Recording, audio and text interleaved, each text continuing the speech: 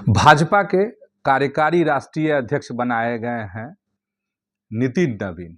क्यों बनाए गए, क्या असर होगा, इसी चीज को आज समझिए। प्रणाम, मैं हूं चंदन झा और आप देख रहे हैं प्रत्यंचा। देखिए, खबर जो है ये कि बड़ी खबर, किसी को इस बात की उम्मीद नहीं थी कि नितिन नवीन जो है भाजपा के कार्यकारी राष्ट्रीय अध्यक्ष बनाए जाएंगे। और बात अब यहाँ तक है कि वही अब राष्ट्रीय अध्यक्ष भी हो सकते हैं और ऐसा हो चुका है।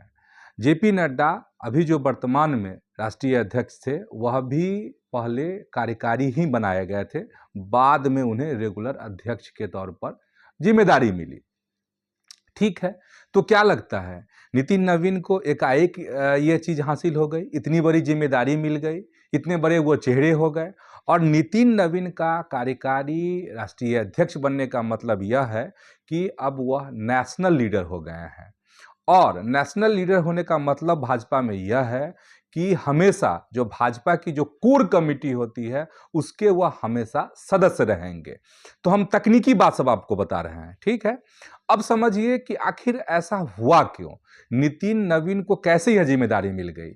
तो जो मेरे पास खबर है, और ये एक दिन की खबर नहीं है, अभी की खबर नहीं है, कई वर्षों की खबर और कई वर्षों की निचोड़ की जो बात है वह हम आपसे बता रहे हैं। और हम आपसे इसलिए यह बात बता रहे हैं कि बिहार की सियासत के जो नब्ज हैं उसको आप समझ पाएंगे कि आखिर चीजें हैं क्या, कैसे इन चीजों को बुना गया और कैसे इतनी बड़ी जिम्मेदारी इस 45 साल के युवा को मिल गई।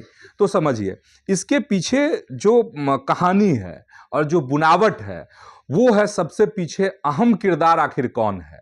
देख तो सबसे अहम अगर किरदार है कोई नितिन नवीन को आगे बढ़ाने में, तो वो है आरएसएस। आरएसएस का मतलब है राष्ट्रीय स्वयंसेवक संघ। अब आरएसएस में कैसे चीजों को बुना गया, इसमें नितिन नवीन की बड़ी भूमिका है खुद, और नितिन नवीन की जो टीम है उनकी बड़ी भूमिका है।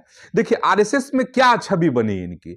आरएसएस में जो छवि बनी नितिन नवीन की वह यह बनी कि वह जो है उनकी जो टीम है या जो नितिन नवीन हैं उनकी छवि यह बनी कि यह मैनेजमेंट वाले लोग हैं, व्यवस्थित, शब्द पे आप गौर कीजिएगा कि व्यवस्थित लोग में व्यवस्थित नेता है नितिन नवीन। इसी और ये छवि कहीं ना कहीं आगे बढ़ती गई और बात जो है दिल्ली तक पहुंच गई। और नितिन नवीन को अगर यह जिम्मेदारी मिली है तो इसके पीछे सबसे बड़ा अगर कोई हाथ तो आरएसएस, और इसके बाद नितिन नवीन की अपनी कार्यशैली। नितिन नवीन को जिम्मेदारी मिलती गई, उसको निभाते गए और पायदान दर पायदान वह चढ़ते गए। अब नितिन नवीन की अगर हम बात करेंगे तो नितिन नवीन जो है युवा मोर्चा में भी रहे, महामंत्री रहे राष्ट्रीय स्तर पर, इसके बाद युवा मोर्चा के प्रदेश अध्यक्ष भी बने नितिन नवीन। तो और उसको बखूबी उन्होंने निभाया। और अगर आप बात करेंगे तो छत्तीसगढ़ के जो चुनाव हुए और छत्तीसगढ़ में जो भाजपा को जीत मिली, और छत्तीसगढ़ किस कदर, आप समझ सकते हैं इस बात को, जो किस कदर उन्होंने इन चीजों को सामने रखा था। और इन चीजों का मतलब ये है कि कांग्रेस का गढ़ छत्तीसगढ़ माना जाता था, और उस गढ़ को ध्वस्त अगर किया वहां पर, तो उसमें कहा जाता है कि नितिन नवीन की बड़ी भूमिका रही।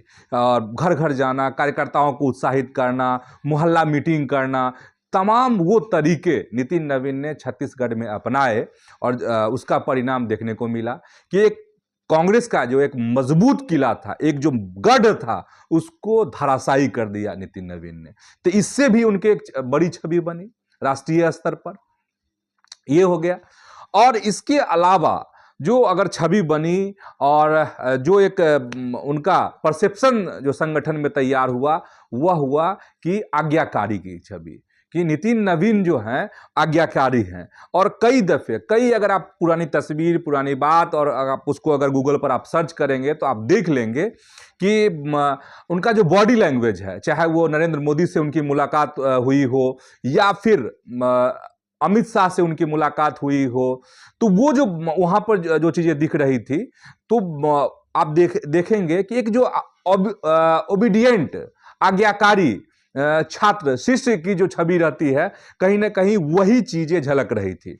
और लोग कह भी रहे हैं, यही कह रहे हैं कि मोदी और जो शाह हैं वो कभी यह नहीं चाहेंगे कि उनके लेवल के लोग हों। उनके लेवल का मतलब आप ऐसे समझ सकते हैं जैसे शिवराज सिंह चौहान के भी इस रेस में थे कि शिवराज सिंह चौहान जो हैं भाजपा के राष्ट्रीय अध्यक्ष बन सकते हैं। और शिवराज सिंह चौहान के अगर कद की बात करेंगे तो अब शिवराज सिंह चौहान 4 बार मुख्यमंत्री रहे हैं मध्य प्रदेश के। तो रेस में अगर बात करेंगे तो कई बड़े लोग धराशायी हो गए। अरे धर्मेंद्र प्रधान, भूपेंद्र यादव जैसे लोग जो है रेस में थे। वैसे अभी कार्यकारी बने हैं, आगे क्या होगा अभी बहुत दावे के साथ नहीं कहा जा सकता है।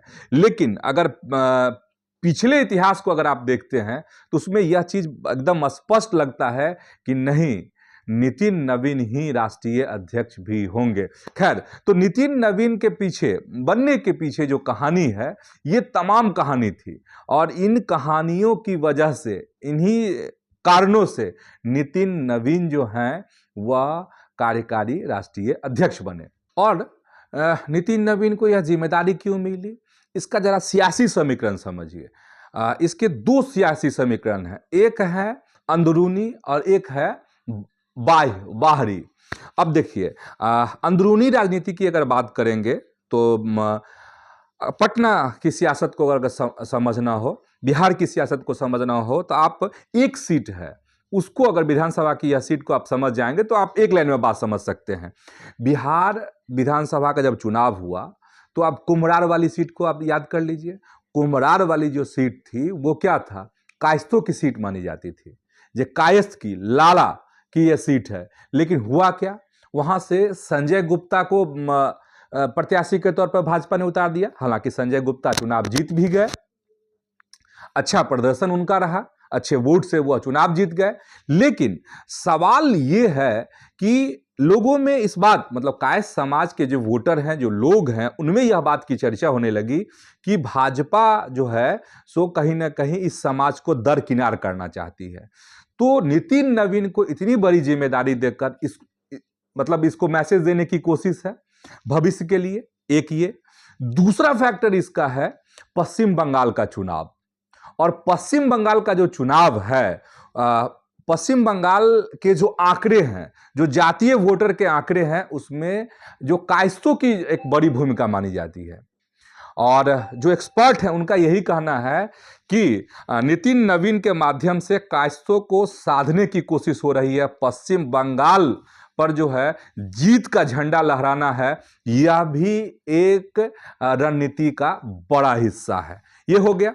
तीसरा फैक्टर आपको बता देते हैं फटाफट।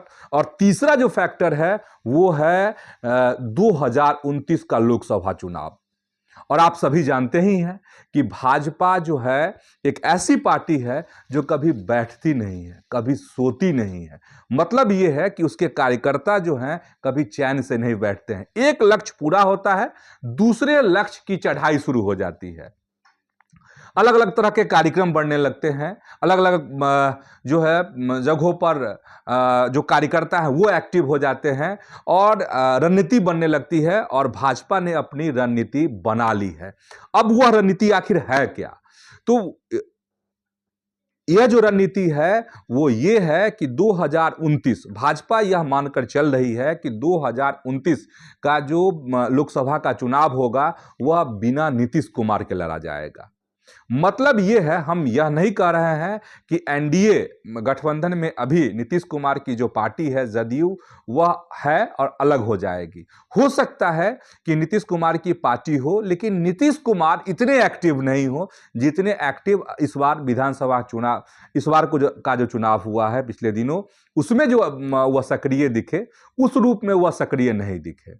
इसके आप अलग अलग मायने, इसके अलग अलग अर्थ आप लगा सकते हैं। लेकिन मुझे लगता है कि ये इशारा है आपको, आप समझ गए होंगे। तो भाजपा उस लिहाज से भी यह करना चाहती है। की है या जिम्मेदारी दी है नितिन नवीन को। और नितिन नवीन क्या है, युवा है। और दूसरा क्या है कि भाजपा यह मैसेज दे दी राष्ट्रीय स्तर पर, नेशनल लेवल पर, कि हम बिहारियों को प्राथमिकता दे रहे हैं। और इस चीज का जो लाभ है, अभी अगर तत्काल उठाएगी भाजपा कहां, तो पश्चिम बंगाल में ममता बनर्जी को परास्त करने के लिए। और यही तीर कहीं ना कहीं 2029 के लोकसभा चुनाव में यही तीर काम कर जाएगा भाजपा के लिए। यह कहना कि देखिए हम बिहार को किस तरीके से देखते हैं। और प्रधानमंत्री ने विधानसभा चुनाव के दौरान ने कई बार जो है बिहार कैसे उनकी लिस्ट में, उनकी सूची में प्राथमिकता में है, वो कई बार इस बात को दर्शा चुके हैं, कई बार इस बात को कह चुके हैं। तो ये जो है और उसका भी एक परिणाम है, ये समझ लीजिए। तो क्यों नितिन नवीन बने, इसके पीछे के क्या वजह, कैसे चीजें, कौन इसके बुनावट में कौन है इसके पीछे, एक ये हो गई। दूसरा हो गया कि इसके पीछे क्या रणनीति है भाजपा की, आप ये समझ गए। अब इसका असर क्या होगा, तो असर अभी तात्कालिक असर आपको हम बता रहे हैं कि नितिन नवीन अगर राष्ट्रीय अध्यक्ष रहते हैं, कार्यकारी अध्यक्ष अभी हैं, तो आप समझ जाइए असर क्या होगा। असर को ऐसे समझ सकते हैं कि नितिन नवीन अभी नीतीश कुमार का जो मंत्रिमंडल है उसमें मंत्री हैं। तो अब भाजपा का सिद्धांत है कि एक व्यक्ति एक पद, मतलब ये है अभी तात्कालिक असर ये होने वाला है कि जितनी मेरी समझ है कि नितिन नवीन जो हैं उन मंत्री पद से इस्तीफा देंगे, ठीक है, वह मंत्री नहीं रहेंगे और यह जिम्मेदारी अब किसी दूसरे विधायक को मिल सकती है। तो अब सवाल यह है कि यह जो मंत्री पद है वह पटना जिले के हिस्से में आता है या फिर किसी और जिले के विधायक को इसकी जिम्मेदारी मिलती है। तो ये तात्कालिक असर आपको हम बता रहे हैं कि ये तात्कालिक असर होने वाला है। ये हो गई। अब छोटी सी बात और बता देते हैं आपको संक्षेप में कि आखिर नितिन नवीन को भी इस बात की भनक नहीं थी कि उन्हें इतनी बड़ी जिम्मेदारी मिलने वाली है। आज दोपहर 3 बजे के करीब उन्हें एक कॉल आता है और उनके चेहरे का हाव भाव, पूरा बॉडी लैंग्वेज बदल जाता है। और आज जो उनके तमाम जो कार्यक्रम पहले से तय थे, सारे कार्यक्रम रद्द कर दिए जाते हैं। सीधे वो घर पहुंचते हैं, जो पटना में उनका आवास है, और घर पहुंचते हैं। इसके कुछ देर के बाद ही वहां पर उप मुख्यमंत्री हैं सम्राट चौधरी पहुंच जाते हैं। और सम्राट चौधरी के पहुंचते ही कुछ ही क्षण के बाद, कुछ ही मिनट के बाद जो है आधिकारिक तौर पर यह घोषणा होती है कि भाजपा के कार्यकारी राष्ट्रीय अध्यक्ष जो है नितिन नवीन होंगे। तो समझ जाइए एक फोन कॉल से चीजें बदल गई, कैसे क्या परिदृश्य बना। अब आपको एक चीज और बता देते हैं, और एक चीज यह बता देते हैं कि सबसे कम उम्र के राष्ट्रीय अध्यक्ष इससे कम उम्र के बने थे अमित शाह। 50 वर्ष में वह बने थे, 45 वर्ष नितिन नवीन की उम्र है। तो सबसे कम उम्र के अब तक के राष्ट्रीय अध्यक्ष बनने वाले में शुमार हो गए हैं। कौन? तो नितिन नवीन, ठीक है। और पहले विहारी किसके लिए? तो भाजपा के लिए। इससे पहले कांग्रेस में कई बिहारियों को राष्ट्रीय अध्यक्ष बनने का मौका मिल चुका है, जिसमें आपको डॉक्टर राजेंद्र प्रसाद, इसके बाद अगर नाम लेंगे सीताराम केसरी जैसे लोग जो हैं किसी राष्ट्रीय स्तर के पार्टी के राष्ट्रीय अध्यक्ष बन चुके हैं।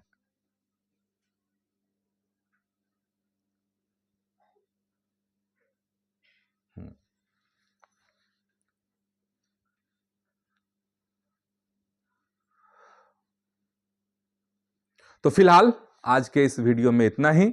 ऐसे ही आप अपनी प्रत्यंचा, आपका अपना चैनल है प्रत्यंचा, इसके साथ जुड़े रहिए।